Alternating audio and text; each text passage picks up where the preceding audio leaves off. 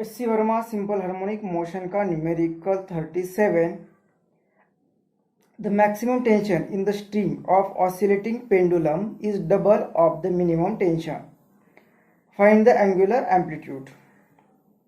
तो इस 37 न्यूमेरिकल में कहा है कि एक जो pendulum simple harmonic motion perform कर रहा है उसमें उसके स्ट्रिंग पर जहाँ कहीं पे मैक्सिमम टेंशन होगा वो मैक्सिमम टेंशन जहाँ कहीं पे मिनिमम टेंशन होगा उसके 2 टाइम्स होगा। तो A T maximum is equal to 2 minimum, ये हमें दिया हुआ है और हमें कहा है कि फाइंड एंगुलर डिस्प्लेसमेंट। तो ये जो ऑसिलेट हो रहा है तो इसका एंगुलर डिस्प्लेसमेंट मतलब थीटा फाइंड करना है जहां तक वो स्टीम पोजीशन तक चला जाएगा, मतलब एम्पलीट्यूड फाइंड करना है। अब ये देखना पड़ेगा कि मैक्सिमम टेंशन कहाँ पे होगा और कितना होगा, सिमिलरली मिनिमम टेंशन कहाँ पे होगा और कितना होगा।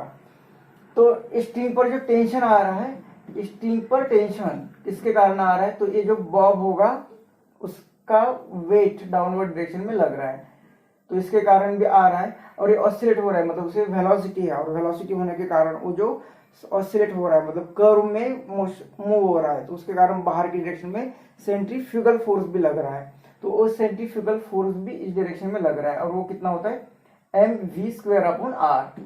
mv²/r, r मतलब ये सर्कल अगर कंप्लीट करेंगे तो r मतलब वो लेंथ होगी, यहाँ पे mv² जो लेंथ दी हुई है वो लेंथ होगी। इतना होगा टेंशन एट दिस कंडीशन, लेट से ये होगी पोजीशन ए या सिस्टम ए। अब ये जैसे जैसे मीन पोजीशन से मीन पोजीशन से एक्सट्रीम पोजीशन तक चला जाएगा वैसे यहाँ पे वेलोसिटी कम हो रही है।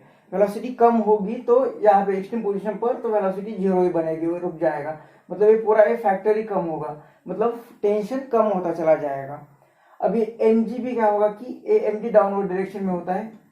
अब इस पर टेंशन जो आएगा वो टेंशन इसके कंपोनेंट के कारण होगा और ये कंपोनेंट कितना है, ये वर्टिकल के साथ ये एंगल, मतलब ये वर्टिकल के साथ ये एंगल भी थीटा रहेगा तो ये आएगा mg।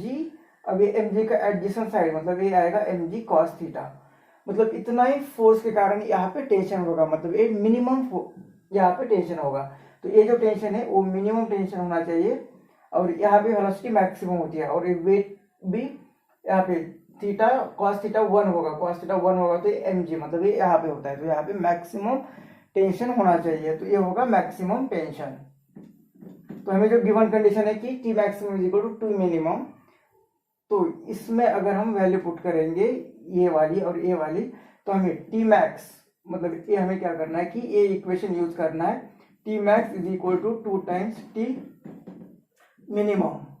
अब मैक्सिमम टेंशन कितना होगा यहाँ पे, तो ये डाउनवर्ड वाले फोर्स को वो बैलेंस कर रहा है, मतलब mg प्लस mv²/L, ये फोर्स होगा mg प्लस mv²/L और इज इक्वल टू यहाँ पे 2 मिनिमम कितना है mg cos theta, mg cos theta.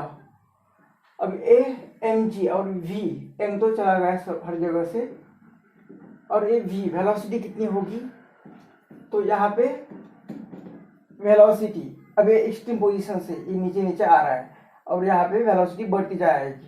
तो एक्सट्रीम पोजीशन में पूरी की पूरी जो एनर्जी होगी, टोटल एनर्जी होगी वो पोटेंशियल एनर्जी होगी और जैसे नीचे आएगा वो पोटेंशियल एनर्जी कन्वर्ट हो रही काइनेटिक एनर्जी में और मेन पोजीशन में टोटल एनर्जी वो काइनेटिक एनर्जी होगी, लेकिन दोनों का मैग्नीट्यूड सेम रहेगा क्योंकि ऑसिलेशन में सिंपल हार्मोनिक मोशन में टोटल एनर्जी कांस्टेंट रहती है, मतलब ये total energy at extreme position is equal to total energy at mean position. तो ये हम कंजर्वेशन ऑफ एनर्जी यूज कर रहे हैं, यहाँ पे यूज कर रहे हैं हम conservation of energy, conservation of energy. तो total energy at extreme position वो कितनी होती है, तो वो mgh पोटेंशियल एनर्जी और मीन पोजीशन पे काइनेटिक एनर्जी होती है 1/2 mv²।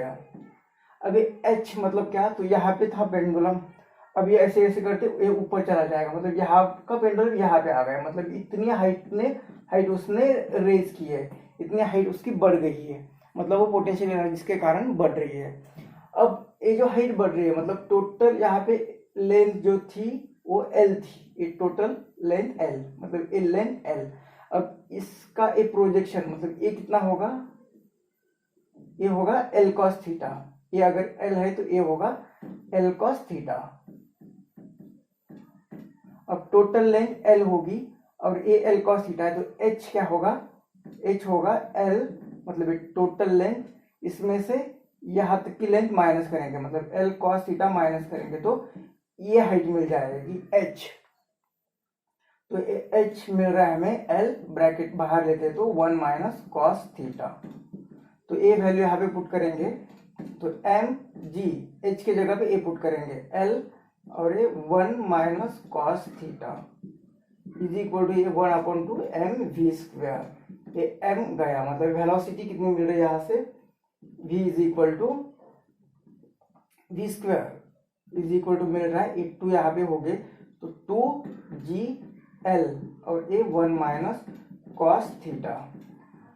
तो ये वैल्यू अब हम यहाँ पे पुट करेंगे तो हमें थीटा की वैल्यू मिल जाएगी। तो पुटिंग इसे इक्वेशन 2 कहते हैं, तो पुटिंग 2 इन 1, पुटिंग 2 इन, तो ये 2 यहाँ पे 1 में पुट करते तो ये g प्लस ये वी स्क्वायर जो कि ये होगा 2gl 1 minus cos theta divided by l is equal to a 2g cos theta, 2g cos theta. तो ये रहेगा ये g प्लस, अब हर जगह पे g होगा मतलब ये g गया तो ये 1 रहेगा, यहाँ पे g से हर जगह से डिवाइड किया तो यहाँ पे g से डिवाइड किया तो 1 प्लस ये l भी यहाँ पे चला गया तो ये 2 और ये 1 minus cos theta is equal to 2 cos theta. अब ये 1 प्लस ये 2 minus 2 cos theta is equal to 2 cos theta. तो ये इस साइड में चले गए तो होगा ये यहाँ से चले गए तो ये होगा 4 कॉस थीटा। तो 2 1 प्लस 2 3 इज इक्वल टू यहाँ पे होगा 4 कॉस थीटा। हमें कॉस थीटा यहाँ पे मिलेगा, ये 4 यहाँ पे डिवाइड होगा तो 3/4। तो थीटा मतलब ये एंगुलर डिस्प्लेसमेंट मिल रहा है हमें कॉस इनवर्स ऑफ 3/4। तो ये होगा आंसर इस क्वेश्चन का, theta is equal to cos inverse 3/4।